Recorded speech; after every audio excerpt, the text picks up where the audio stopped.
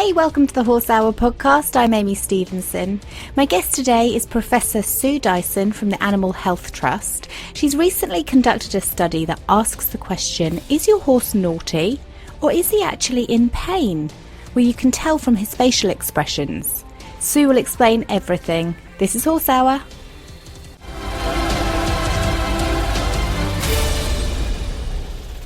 Welcome to the Horse Hour podcast. I'm so thrilled to welcome Professor Sue Dyson from the Animal Health Trust. Sue has been working on a new study. It's called Is Your Horse Naughty or Is He Actually in Pain? Sue, how are you? I'm in fine form, thank you. Good. Now, this is really interesting because we often see our horses pull funny expressions and we say the word funny, but actually what you're saying is they could be in pain and this isn't just something that they randomly do. Well, our studies have basically been looking at the facial expressions of ridden horses. So they don't apply to the horse standing still without a rider on, although they may in general terms be transferable, but the studies specifically looked at the facial expressions of ridden horses. Right, okay. What made you come up with this originally and decide to do a study about it? Well, there are a number of different reasons. First of all, for many years I've observed horses being ridden and thought that many horses exhibit signs of discomfort, such as putting their ears back, opening their mouths, changing the expression of their eye, that when I improved lameness and the horses moved better, then their facial expressions improved. So I was fairly confident that these were signs that were telling us that the horse was in pain, but I needed to be able to prove this. I've also been very aware that riders and trainers are rather poor at recognizing lameness, particularly when it's low grade, particularly when it's involving both hind limbs or both forelimbs, so that the horse has changed its gait by stepping shorter, for example, but is not showing really overt lameness. And people aren't very good at recognizing that, and therefore it tends to become more chronic before people get it investigated further. And the more chronic or the more long-standing a problem is, the more difficult it is to successfully treat it. And I thought that if we can demonstrate clearly that facial expressions can be a reflection of musculoskeletal pain, then that might be something that owners and trainers would be better able to recognize, and therefore recognize that the horse has got a problem sooner rather than later. I've also observed that many problems, when you talk to owners, they talk about, oh, my horse has been a naughty horse, I've had to ride him harder, I've had to make him do things, and my feeling is that if you're having to be coercive, if you're having to force a horse to do something, many times it's because the horse has got underlying discomfort, not because it's being a naughty horse. Totally agree with you completely. It's funny because I've seen many lame horses that are very, very slightly lame, and I do agree. You can see it in their head movement and the way that they move, and I'm shocked sometimes that so many people can't see it. Yes, I think that people have become, one, I'm amazed that so many people are going around with their eyes shut effectively. And I think maybe they accept it as being the norm, and it never crosses their mind that it may be due to discomfort. It just is something that people think it's a training issue rather than an underlying pain-related problem. Or they put it down to their personality. I hear many people say, oh, he's just, she's just a grumpy mare. But actually, when you're putting the saddle on or you're putting the bridle on and they're only acting like that or behaving like that when that action is taking place, then it's kind of common sense a little bit, isn't it? Well, I believe so. I mean, I think that if the horse moves to the back of the stable when you come in with a tack, or if it is awkward when you're birthing it, that generally means either the tack is causing discomfort or the horse is reacting like that in anticipation of pain when it is subsequently ridden. I also get comments when we treat horses successfully, owners come back to me and say, oh, my horse is so much happier now, and it's so much easier to handle and do things with, which absolutely vindicates my hypothesis that these are pain-related behaviors. The horses are trying to communicate with us, unfortunately, a lot of the time we are not listening to what they're trying to tell us. It's very hard for us, I think. So as horse owners, we're not veterinary experts, and it's so difficult. You know, sometimes you know something's wrong, but there's a huge catalogue of what it could be. And if we can just kind of hone that down a little bit and find almost like a paint by numbers of if he's pulling this facial expression, then this could mean that. Is that something you can do? Well, I don't think you can go as far as that. All I'm saying is from the results of my observations over many years, and as the results of the studies that we've carried out, is that all horses can transiently have their ears back or transiently open their mouth. But a horse which has got musculoskeletal pain, and that may be because of back pain due to the saddle, or back pain because of a crooked rider or an excessively heavy rider, or because of actual lameness, then any of those causes of pain can cause a change in the horse's facial expression, so that it will have, for example, its ears back more frequently than a clinically normal horse. Or it may open its mouth wider, or it may start to tip its head in one direction. And all of those are indicators of pain. I don't think they're going to tell us anything more specific about what the cause of that pain is, but it's just an indicator that there is pain and that further investigation is merited. And we also have to make the veterinary profession aware of this as well, because I think unless you're a sports horse specialist who's really good at lameness, then you as a rider can be complaining, oh, my horse is not going as well as it used to. The vet comes along and sees it in hand and on the lunge, can't see it lame, maybe sees it ridden, again, maybe can't see it lame. They don't know about looking at facial expressions. So this is to also educate the veterinary profession about a way of recognizing that the horse is indeed experiencing discomfort. So what sort of signs should we be looking at then if the horse is lame and it's let's just go with lameness, because that's your speciality, isn't it? How would his ears be back? Would it be biting on the bit? Would he have his tongue out? What sort of signs should we be looking for? Well, we probably need to backtrack a little bit so that you know how we got to what I'm going to say. Because first of all, obviously, we had to establish a catalogue of facial expressions and all the different combinations of facial expressions that horses can exhibit.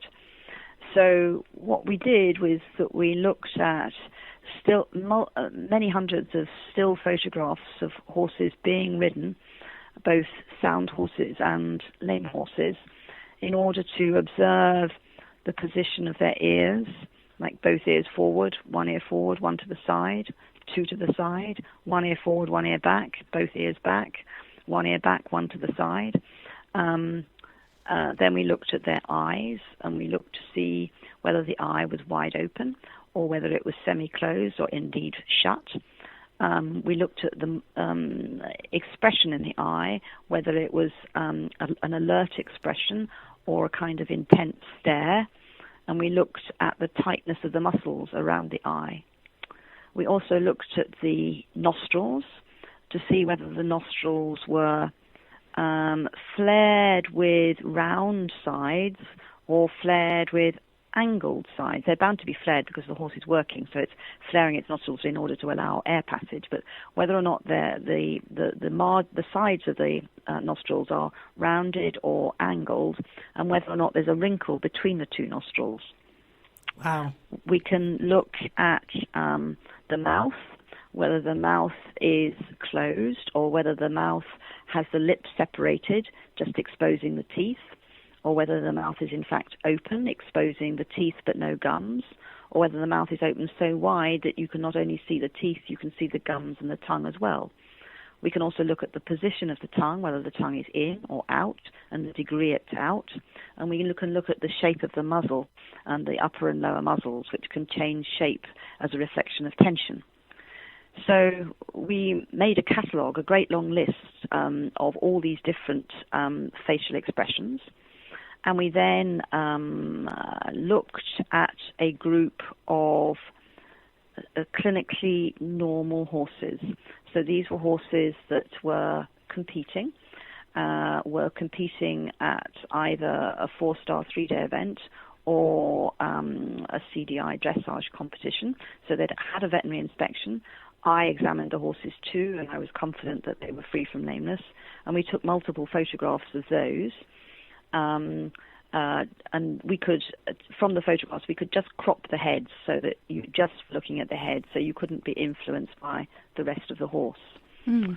And then we took a group of lame horses, and we had multiple photographs of each horse, and we could crop out so that we just had the head showing. And then a blind assessor, so somebody who didn't know whether it was a sound horse or a lame horse, had to apply the grading for all the different facial features. And then we also looked at these facial features and gave each facial feature a score from 0 to 3. So if 0, we would regard that as a normal facial feature. As a 3, we would regard it as likely to reflect pain based upon other studies which have investigated pain and the facial features associated, for example, with colic or post-operatively. So 0 was normal and 3 was the most marked evidence of pain.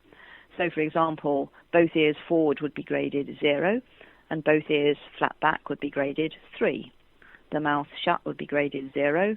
The mouth wide open would be graded 3. And I guess it's going to get complicated, isn't it? It's such intricate detail. Well, this is intricate detail, but this was a way that we could then establish a total pain score for each photograph and then calculate the average pain score for each horse, and then, using statistics, ask the question, is there a difference in the total pain score for the sound horses versus the lame horses? And we found that there was, yes, a very marked difference in the pain score between the sound horses and the lame horses. So this showed that using facial expressions, we can, just by looking at the head of the horse, determine whether or not it's likely that the horse will have pain or not. But then we tried to simplify things to say, what were the features that were seen most frequently in sound horses? So what the features you saw most frequently in the sound horses were that their ears were forward, they had an interested expression in their eye, their mouths were shut or slightly open, and their heads were straight. Whereas when we asked the question, well, what do we most frequently see in lame horses, we found features such as the ears back, an intense stare of the eyes, abnormal tightness around the muscles around the eye, and the mouth open, exposing the teeth, or the head tipping. So that way you simplify it. And so we can say categorically that if the horse is spending a lot of time with both ears back, then that is likely to reflect pain. And the more facial features a horse shows that are indicative of pain, the more likely it is to have pain. So it has ears back and its mouth open a lot of the time, or keeps opening and shutting its mouth, then that horse is much more likely to have pain than the horse which has got its ears forward all the time and just occasionally opens its mouth. Gosh, this is incredible. It will make life so much easier for us as well, and because ultimately we want to know that our horses are okay, and if they're showing any signs of pain, then we'll be able to then phone the vet and say we don't know what it is, but something's not right with them. And I think I personally, as a rider, have experienced difficulties when I feel like my horse isn't right, but I haven't got any proof. So the only thing I can do is say, to me, something isn't right. We need to investigate, and the vet needs to work out what it is. That's right. Having this additional study is incredible, because now we've got things where we can say, oh, his ears are back all the time, he's opening his mouth all the time. This is great. This is all on your website as well, isn't it? It's on the Animal Health Trust site. So if we want to see any photos. Yes. And there's also a link to another interview I did, which describes in rather more depth than I have why we did the study and what the results were. There's one video that's live at the moment, and there's another video that will be secondary to that, which will be out in a couple of weeks' time. Oh, great. Okay, well, we'll put all that on Horse Hour so that everybody has access to it while you're listening to this episode. Moving forward then, now that you've done this study and found out these incredible results, what's the hope? What would you like to do next? Well, I haven't told you about phases 3 and 4. So these are just looking at still photographs. But we've also expanded the study to look at video recordings of sound horses and lame horses to look at whole horse behavior.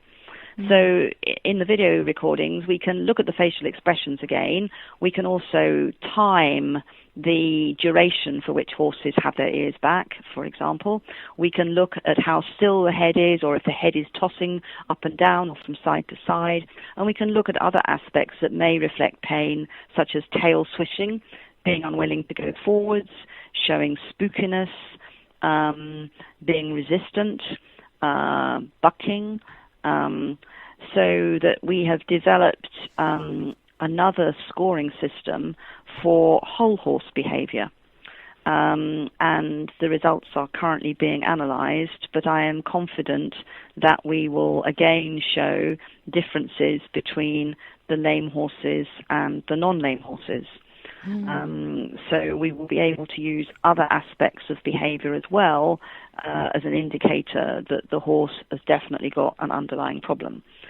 And in a subset of these horses, we have also looked at them in the lame horses, before they have had any nerve blocks, so whilst they're showing their performance-related problems, and then again after we've eliminated their pain by using nerve block techniques to demonstrate that there is a difference before and after. We did that just for the still photographs for the facial expressions and could clearly show that there was a difference before and after, which was further evidence, further very strong evidence that these are pain-related communication signals. And we've done the same thing with the videos, and that too is undergoing statistical analysis. But I'm again very confident that we will show that these behaviours markedly reduce when we take away the pain causing the performance-related problems. And some of these are not very obvious lamenesses. It's not as though we're looking at horses with really, really obvious lamenesses. These are horses which commonly present because they're just not going right. So they've got low-grade lameness, but often involving more than one limb. So if I trust anybody, I trust you. You've helped my horse. You know, he was less than 1/10 lame. It took us 6 months to try and work out what was wrong with him. I think we talked about this briefly before, and you know, he was up with you within 3 days. He'd worked out he had a horrific injury that nobody else could find. So I'm really fascinated to know how many horses you had to use for the study to be able to work out the differences. Well, when we were originally looking at a variety of facial expressions, we looked at hundreds of horses. For the study, when we compared the non-lame horses and the lame horses, we had 76 lame horses and 25 sound horses. And for each of those, we had multiple photographs. So there were more than 500 photographs that actually had to be analysed independently for applying the ethogram, that's the description of the facial expressions, to each of the photographs of every single horse. So more than 500 photographs to be analysed. Oh my gosh, you must have a huge team working with you. Well, no, it all had to be done by one person because we had to make sure that it was a standardized method of doing it. So I had a former intern who stayed on after her internship, a lady called Jessica Mullard, who was particularly interested in behavior. So she did all the analysis of the heads after she had been trained how to do it. We also worked in collaboration with Dr. Janine Berger, who's a veterinarian who's based in the United States, who's also a trained riding instructor based from Austria originally. She is a diplomat of the American College of Veterinary Behavior and of Veterinary Welfare, so she brings a background of knowledge of animal behavior. And then we've also worked with a lady called Andrea Ellis, who has her own company called equine, and she has helped with statistical analysis. She also is very interested in veterinary behavior, and therefore it's been a great team of people that have done this together. I was the inceptor of the ideas for it and did all the legwork to create all the grading scales. But I have to pay tribute to the rest of the team who were very much integral in being able to complete the work. Well, even though we've done phase 2 and phase 3 now, we've still got phase 4 to go. But already I'm thinking, well, there's lots of us that will be going out and analysing our horses now, when they're being ridden. What's happening with phase 4? Well, the stage 4 is the ridden horses before and after analgesia. So so that's where we'll be at, and then we then have to try and publicise this as much as possible. And I think we're going to have to try and create a very simple document that summarises the findings, so that it becomes as user-friendly as possible for the general horse-owning public and for trainers, coaches, so that we are trying to put the message out to as many people as possible. But it's quite interesting that even with the publicity that this study has had so far, already we've had phone calls from people saying, gosh, I think my horse has got a pain-related problem. Can we bring it for investigation? And they're right in their assumption that the horse has got a pain-related problem. So they've immediately gone and looked at their horses and realised, all these problems that I thought were training-related are in fact pain-related. Oh, gosh. It's going to really help with welfare as well, though, isn't it? And helping to understand different. I guess when we were talking earlier about putting the tack on and putting the bridle on, and if a horse has a dramatic reaction, then it's very obvious. But it's the small, minor details that we've missed for so long. So having your study and something to almost. Sometimes I think, Sue, we need a parent holding our hand with a little safety net that we can go back and check against. Yeah. So having your study with pictures that says, okay, well, this is what he's doing. Oh, well, yes, this is definitely pain. It means that we then have the support of, as an owner, yes, you're doing the right thing. Yes, go and get him checked. Yeah, absolutely. But we have to also, as I said before, educate the veterinary profession as well, because unless they are on board, we're going to meet a stalemate situation when they are unable to recognise what the underlying problems are. And I think that the horse-owning public need to know that an equine vet is, yes, a specialist in horses, but they have to cover a huge amount of different problems. And if you've got a low-grade performance problem, then you really need to go to an expert in performance-related problems. Your own local vet is probably not going to be able to have the background knowledge and have developed the eye that is necessary to investigate some of these problems. Some vets may hate me saying this, but I see them as the GP, where they can do everything. And then if you have a serious problem as a human, you go to a specialist, you get referred. Absolutely. I think that is very much the situation that we should have with horses. I mean, the horses are athletes. If you are an athlete, you go to a sports medicine specialist. You bypass the GP.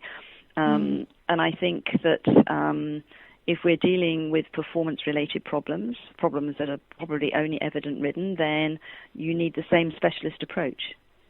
Do you think, Sue, there might be a chance that the facial expressions will be able to show us things in the future on non-ridden horses too?